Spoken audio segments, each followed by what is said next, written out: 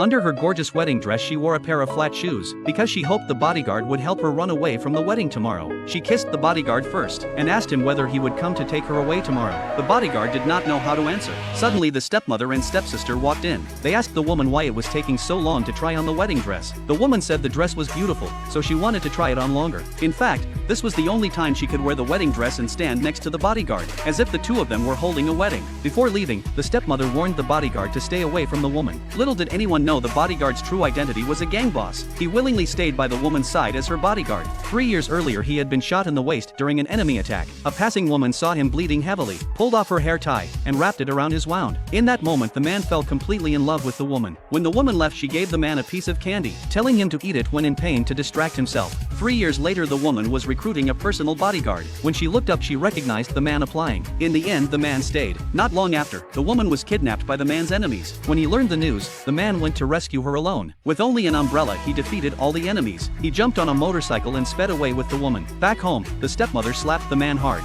She scolded him for failing to protect his employer as a bodyguard. Just as a henchman was about to teach the stepmother a lesson, the man stopped him with a single look. Shortly after, the woman brought the man his favorite candy. She asked him whether he wanted her to attend tonight's engagement party. The man's answer disappointed the woman. That evening, after the woman had just changed into her gown, the stepsister walked in and mocked the woman for being motherless and pitiable. She said the woman was just a tool they would use to get the bride price. The woman retorted that the room the stepsister lived in used to be her mother's wardrobe. She asked the stepsister if she didn't have her own room. Enraged, the stepsister angrily ripped down the zipper on the back of the woman's dress. The woman raised her hand and slapped the stepsister, and then berated her. The stepsister angrily said that after the woman married a wealthy heir, everything in the house would belong to her. After saying this she reached out to hit the woman. The man arrived in time to stop her. Under their joint intimidation, the stepsister was so frightened she hurried out of the dressing room. The man came up behind the woman and zipped up her dress for her. The woman cautiously asked the man again, what if her fiancé treated her badly after they were married? The man replied that he would always stay by her side, and would never let anyone bully her. That was clearly not the answer the woman wanted to hear. She left disappointed. Soon the engagement ceremony officially began.